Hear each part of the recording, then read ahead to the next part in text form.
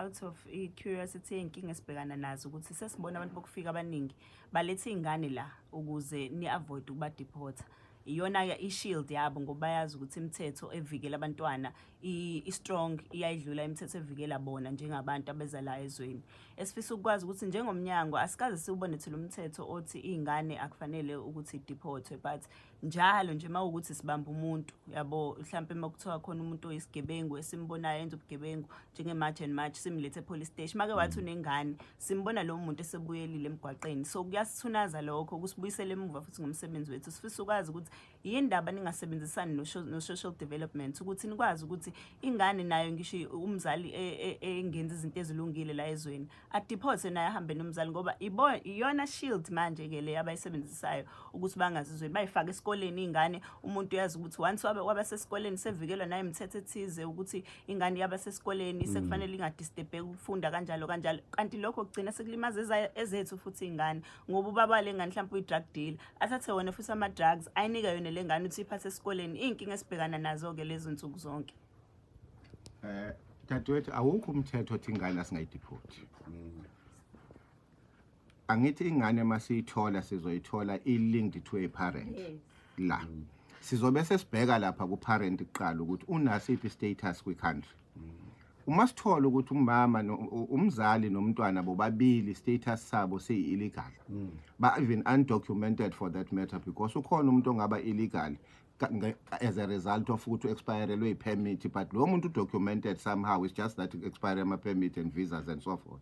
Bese kuba khona lo ngakazabe nalutho eSouth Africa kodwa khona if we get i-parent nomntwana siyakwazi ukuba deport.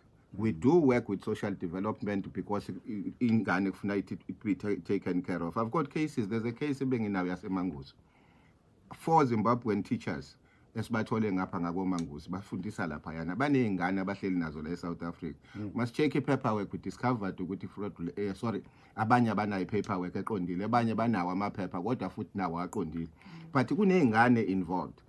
I had to arrange ukuthi kusuke i-head office ngale from Lindela side ukuthi bangilethele imoto yabe izokwazi ukuthi ibe conducive ukuthi umama nomntwana bakwazi ukungena kuyona because bengeke ngibafake kwi-normal deportation van yami.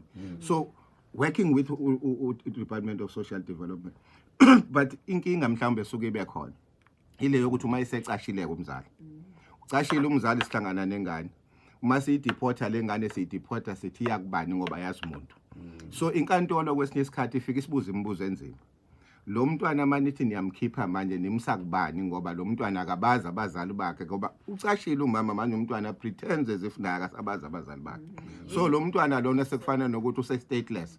So kunama rights ke lawo obukhuluma ngawo dadewethu lawo ukuthi protect abantwana. Wasekuqala lapho uthi kick in manje i-Children's Act ukuthi lo mntwana is a child and therefore ufight unamalungelo athile neinhlangano ke ezinye ke ziyaziqhamuke ke sezithi ke zilwela amalungelo kabantwana and everything. So kuba i-process ke makuzodeport umntwana but i-risk yabantwana normally ayivamisile futhi kube i-risk enkulu ngoba abazali abantu fight isidile nabo kakhulukazi abalethela abantwana abanye abacasha ngemuva base besebenzisa labantwana ukuze bathole imvume eSouth Africa. Ogcina nje umbuzo ngiyaxolisa ngicela ukuze i-process yaka education mebethi bazosiza badocumente labantwana base Eddington abanganama documents isho ukuthini leyo nto ngoba ngokwazi kwethu for a child to be documented fanele ihambisane nomzali. So kwenzeka kanjani ukuthi u-education owathi thina masithi abangayikhiphinga abazivezi ingane abangayi-admit mangabe zingana ama-documents bathi bona bawona home affairs baba u-home affairs kanjani ke mase kufanele ukuthi ingane bayidocumente? Yeah, no dadewethu ngiyakuzwa. Mhlawumbe angazi ke context abebeyisho ngayo leyo nto leyo. Nandusazi baba khona. Thina ke mhlawumbe singezwa kuyena u-education ukuthi uthini umesho kanjalo. Thina esikwaziyo nje kunye dadewethu. I've worked too much kwi-area yaseMkhanya kude which is bordering Swaziland and some parts of Mozambique that side. We discovered quite a number of abantwana abaseyikoleni laphayana abasuka ngale ngaphesheya kule namanye ama-countries because ukuthi lesi sikole sikwi-walking distance from the borderline. Umntwana usuka eSwazini azofunda ngapha ekuseni ntambama uyagoduka futhi uyekhaya.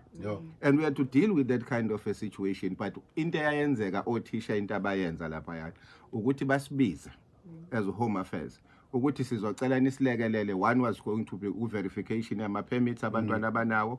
Secondly, ukuthi laba abantwana ababafundisa lapha yana yini abangayenza. So we had to come in no Department of Education sibheke ukuthi iyiphi authority eninikeza o principal ukuthi abazi admit lezi ingane even though zibezazi ukuthi ezaseswazini. So sengisho ukuthi lento ibiza ukuthi asihlangane sama stakeholders sithi look into it. Mhlambe bebeyikhuluma in that sense ukuthi mhlambe bazofika kuthina bazosipresentela ukuthi sinabantwana abangaka abalapha yana. Khona aba undocumented, kukhona abanye nje abangena ama documents at all, abangena ama documents at all, khona abanama documents asefailile, abazali abanalutho, omunye unawo amaphepha umzali umntwana ongenawo. So kuba nama dynamics amaningi. So mhlambe bebekhuluma kuleyo context ukuthi basazoxhumana no Home Affairs sibuke lolu daba ukuthi laba abalapha eEdington senze njani ngabo. All right. Lokho sefamba sivumelana kanjani sibambe break encane masibuya unyomthango wezemfundo esifundazweni saKwaZulu-Natal umhlonishwa uMuzi Mahlambe uzosijoyina. Sahlele nayo Jacinta ophuma kwi March and March movement. Baba sebonga kakhulu ube nathi siyazi ukuthi uyaphuthuma. Sibonga nakhona ngesikhathi sakho. Sibonga kakhulu siyajabula mangabe sizokwazi ukuthi umsakazo wethu ukhozi usimeme. Sizama ukuzozicacisa ezinye zezinto ngoba kuyasiza ngoba kuya-educate umphakathi nanokuqwashisa nje entweni ezithile. Siyabonga kakhulu. Siyabonga baba. Siyabonga.